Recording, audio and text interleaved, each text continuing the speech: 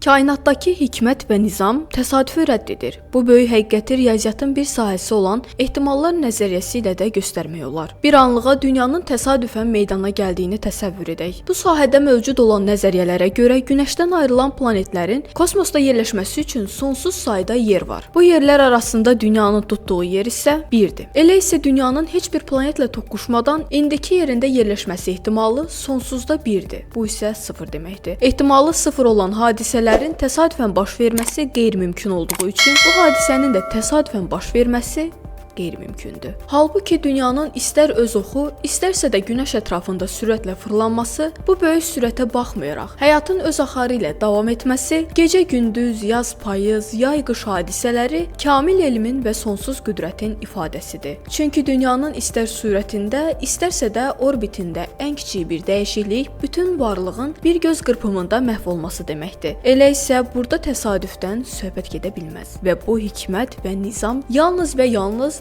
sonsuz qüdrət sahibinin iradəsi ilə mümkün ola bilər. Məsələyə aydınlıq gətirmək üçün bir misal da verək. İçərisində əlifbanın 29 hərfi olan bir torba təsəvvür edək. Bu torbadan çıxardığımız hərflərlə nizam sözünü yazmağa çalışaq. Hər dəfə çıxardığımız hərfi yenidən torbaya qoyaq. Bu sistemlə nizam sözünü yazmaq ehtimalını hesablasaq, bu ehtimal 14 milyon 250 min 600%-1-ə bərabər olar. Beləliklə 5 hərfdən ibarət olan bir sözün bir abzasda yazılmaq ehtimalı 0,7-yə bərabərdir ki, bu da təqribən 0 deməkdir. Yəni, belə bir şeyin mümkün olması istisnadır. Əgər belə sadə bir şeyin təsadüfən yaradılması mümkün deyilsə, kainat kitabının təsadüfən yaradılması nə qədər mümkündür?